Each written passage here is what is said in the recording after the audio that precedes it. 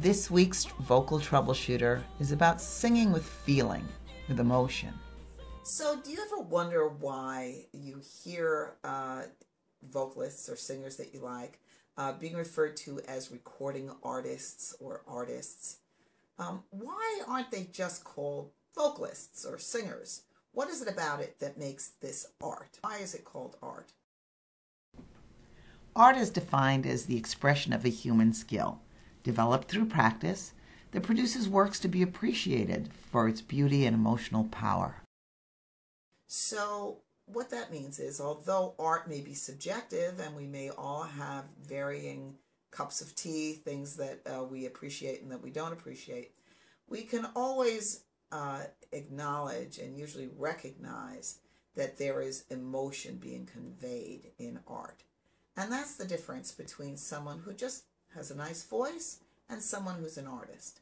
Someone who's just a trained singer, who's developed their skill, may have a really beautiful voice, but it may not feel like anything. So for your audience to receive and feel the emotion, what it means is that you need to do that. You need to feel the emotion so that your audience will feel the emotion. And in order for you to feel that emotion, you need to be able to connect to the lyric. You need to be able to understand, A, what the song is about, and B, you need to be able to make a real connection to that lyric so that you can feel something when you express it. Now, that's not necessarily something that has to be very deep and meaningful. It could be a very trivial lyric. I often will use, to illustrate this, the children's poem, Jack and Jill. If you were simply going to recite the poem, it would be, Jack and Jill went up the hill to fetch a pail of water. Jack fell down and broke his crown, and Jill came tumbling after. All right, has a nice little rhythm. It's something for kids to feel, but it doesn't really feel like emotion. If, on the other hand, you were to take this lyric and turn it into a little movie in your mind, see it, really visualize the events. So I will usually help illustrate this with a student by saying, okay, now you're going to look out the window and I'm going to ask you a series of questions and you're going to answer me with this movie of Jack and Jill and what's happening. So I'll say to you, so what's going on out there? And you'll say, Jack and Jill went up the hill. Really? Why'd they do that?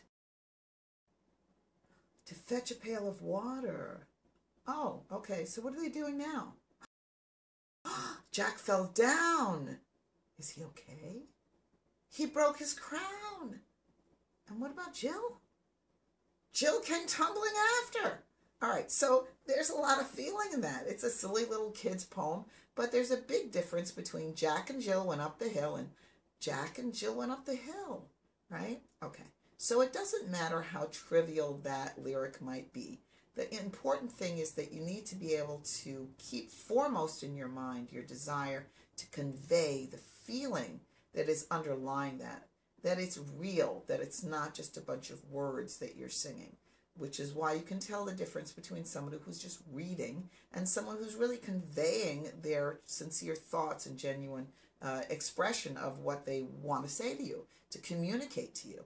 And that's your goal, is to try to really communicate to your listener, which is more than just saying the words, but it's a matter of conveying the emotion and the feeling that goes along with that. So you as an artist need to develop that ability.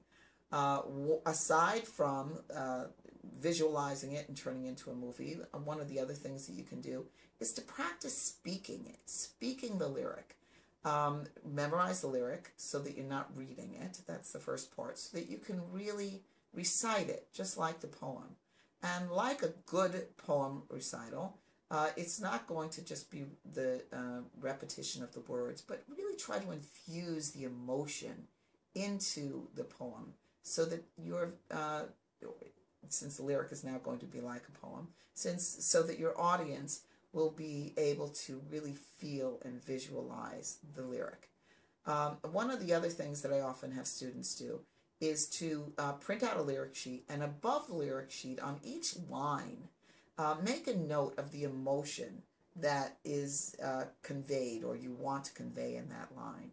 Sadness, frustration, determination, joy, melancholy, any number of, and the more descriptive the better, any number of descriptions of emotions. And then as you practice doing this, try to convey that emotion in a speaking again, until finally you're able to do that really well, exaggerating it, make it grander than you would if you were really speaking to someone. Try to make it as if you were trying to convince someone about what you're saying, and that the truth and the merit of what you're saying. So with a lot of energy and intensity in your grand ability to desire to communicate this.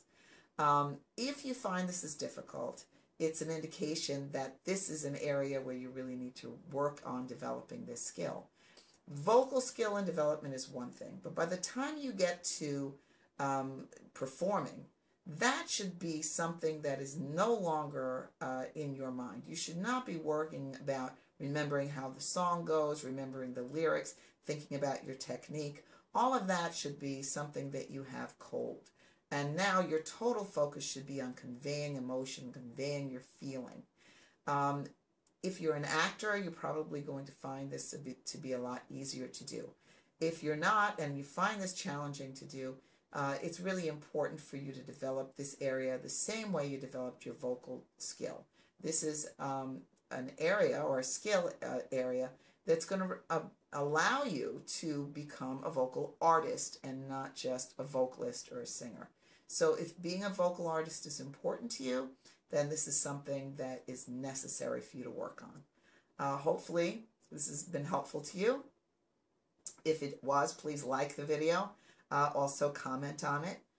Share it with anyone who you feel that will benefit from this, friends, colleagues, and so on. Please join us on Facebook. That's Facebook/BangOnRecords, or Facebook.com/BangOnRecords. Same thing with YouTube. Subscribe to our channel. That's YouTube.com/BangOnRecords. Or you can go to our blog page at BangOnRecords/blog, and you can see all our previous videos, and check it frequently, because we post pretty frequently, so that you can stay up to date on all the videos that are coming out and anything that may appeal to you. You can also, if you're a guitar player, don't forget to check out Guitar Q&A with Paul Biondi. There's some videos there that I'm sure you'll find informative and helpful to you as well. All right, see you next time.